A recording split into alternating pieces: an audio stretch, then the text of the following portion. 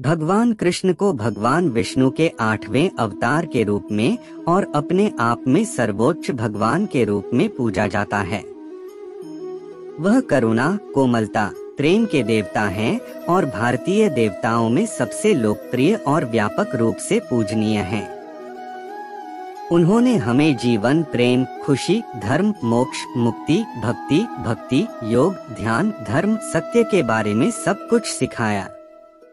आइए जानते हैं श्री कृष्ण के श्री मुख से निकले कुछ अनमोल वचनों को।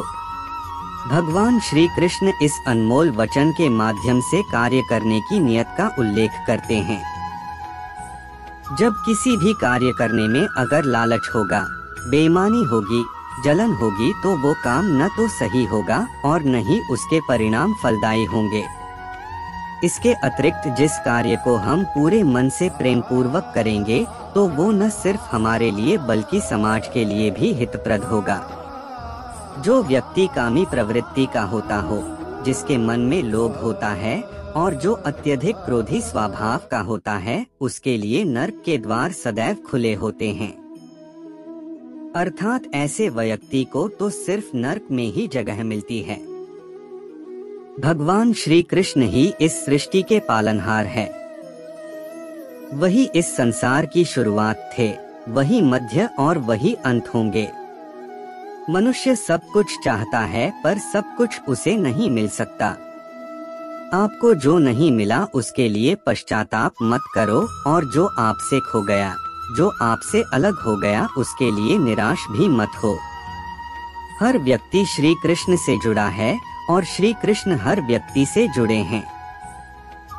वही हमारे आदि, मध्य और अंत है। समय एक सा नहीं रहता।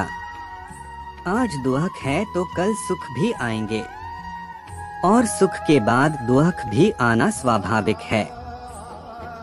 आपको पूरे धैर्य और श्री कृष्ण पर विश्वास के साथ अपना जीवन निर्वाह करना चाहिए।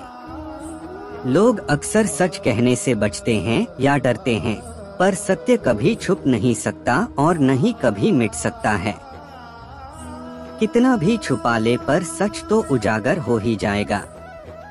इसलिए जो बात सच पर आधारित हो उसे करने या कहने और मानने से कभी नहीं डरना चाहिए। लोग अपने शरीर को सुंदर बनाने में लगे रहते हैं, पर आत्मा की सुंदरता शरीर की सुंदरता से कहीं ज्यादा महत्वपूर्ण है। शरीर तो नश्वर है, मिट्टी ही तो है, तो मिट्टी में ही मिल जाता है, पर आत्मा अमर है, इसलिए आत्मा की सुंदरता पर ध्यान दो। आत्मा की सुंदरता अपने को श्री कृष्ण में लीन करने में मिलती है। जो होता है अच्छे के लिए होता है। कभी कभी विपरीत परिस्थितियां हमारी वर्तमान स्थिति को अच्छा करने के लिए आती हैं। मन चंचल होता है, यह इधर उधर भागता है और किसी भी कार्य की एकाग्रता का दुश्मन है। लेकिन यदि यह व्यक्ति के वश में हो जाए तो इससे अच्छा कोई मित्र नहीं है।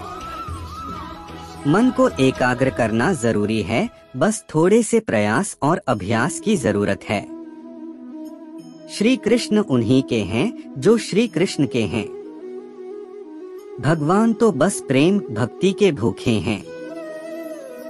जो भी उनकी भक्ति में लीन होता है, जो भी प्रेम से उन्हें याद करता है, वो सदैव उसका कल्याण करते हैं।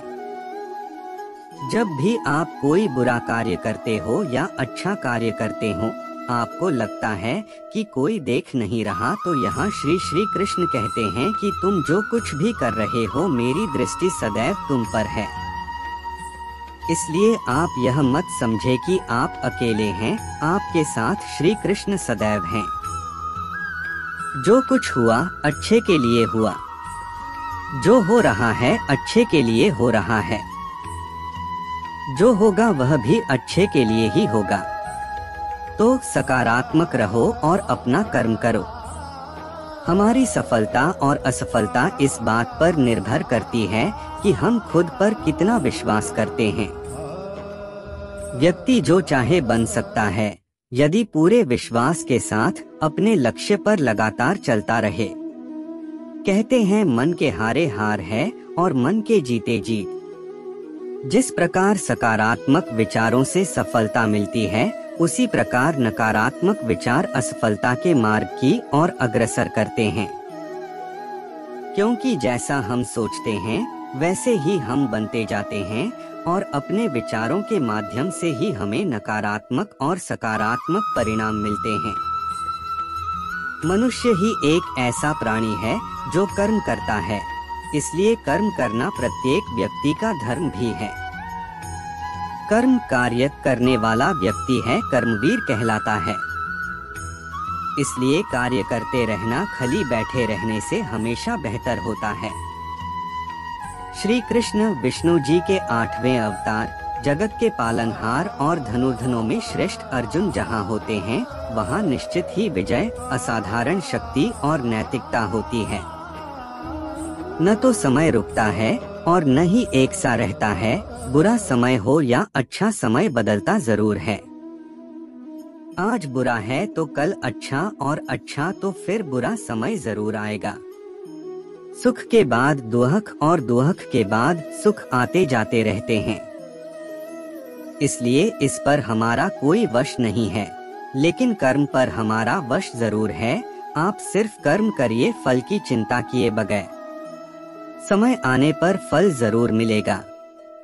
जो अज्ञानी व्यक्ति होता है वो यह गलतफहमी पाल लेता है कि मैं करता हूँ, सभी कार्य मेरे द्वारा किए जा रहे हैं, ऐसा जान उसमें अहंकार घर कर लेता है। परंतु इस सृष्टि में जो भी हो रहा है वो तो प्रकृति द्वारा किए जा रहे हैं। अज्ञानता के कारण व्यक्ति में जो मैं का अहंकार जन्म ले लेता है तो उसका पतन होना निश्चित है। श्री कृष्ण कहते हैं कि वो किसी के भी भाग्य के निर्माता नहीं है, व्यक्ति खुद ही अपना भाग्य लिखता है। आप जैसा बीज बोएंगे आप वैसी ही फसल ही काटेंगे। आप जैसा कर्म करेंगे आपको वैसे है परिणाम मिलेंगे। यदि विद्यार्थी मन लगाकर पढ़ाई करेंगे तो परीक्षा में सफल होंगे।